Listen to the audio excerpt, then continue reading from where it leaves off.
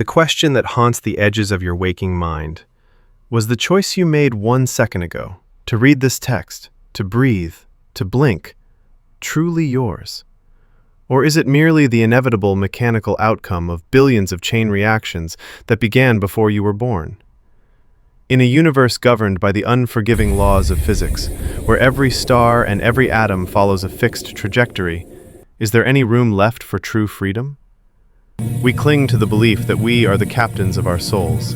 Yet a growing body of evidence from the bleeding edge of science, neuropsychology, and quantum physics suggests that our most cherished delusion, our free will, may be an elaborate yet utterly hollow illusion. For millennia, philosophers have battled over determinism versus libertarianism. But today, the conversation has moved from the lecture hall to the laboratory. If your thoughts are electric impulses, and impulses are subject to physics, where exactly is the you in the equation? Over the next few minutes, we will plunge into the experiments that shattered scientific consensus, the quantum anomalies that defy classical law, and the biological shackles that predetermine your path. From the infamous Libet experiment to the enigma of quantum indeterminacy, we ask, does science leave even the smallest window for genuine self-determination? Or must we accept that we are nothing more than incredibly sophisticated puppets of the cosmos?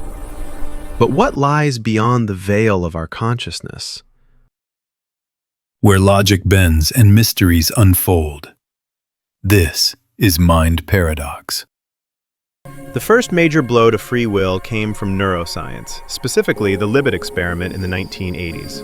Scientist Benjamin Libet measured the brain activity of subjects as they made a simple decision: to press a button. The result was stunning. Measurable brain activity, the readiness potential, appeared up to a half second before the subject reported consciously deciding to move. In essence, your brain makes the decision, and then it informs your consciousness that you made the choice.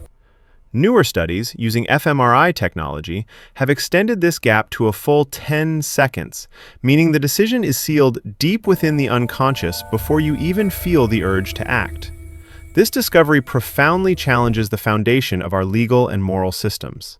If action precedes conscious intent, how can we assign responsibility or even guilt? This is the edge of mind science, where intention becomes an afterthought. If the brain is making the decision, what is driving the brain? The answer points to a dense web of biological and environmental determinism.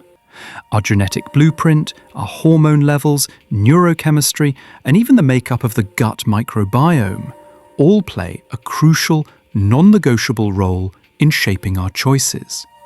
Neurotransmitters like dopamine and serotonin directly dictate mood, motivation, and risk-taking behavior. A person with a genetic predisposition for low dopamine may be averse to risk, while another with a different chemical cocktail may be prone to impulsivity.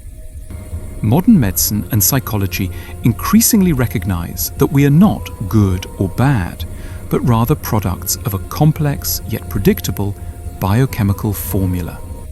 Is a choice truly free if its primary driver is a chemical imbalance, not yourself? This is a vast area for scientific advancement. To what extent can we consciously intervene in our own chemistry? And is that intervention itself just a secondary, predictable chemical reaction? When classical determinism fails to account for consciousness, many turn to quantum mechanics as a possible loophole. In the subatomic world, chaos and indeterminacy reign. Quantum events are not predictable, they are merely probabilistic. Heisenberg's uncertainty principle tells us we cannot simultaneously know both the position and momentum of a particle, introducing fundamental, inherent randomness to the core of reality.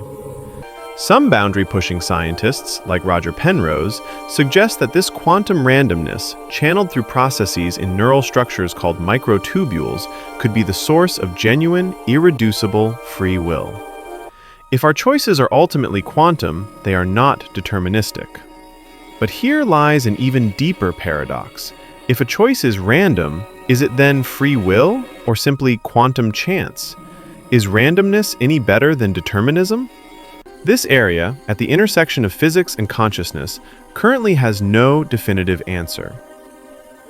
From inevitable chemical reactions to quantum chance, science has held up an uncomfortable mirror.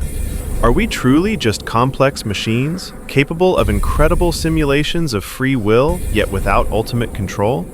Or, in the unexplained synergy of billions of neurons, perhaps mediated by quantum effects, is something born that transcends mere predictability?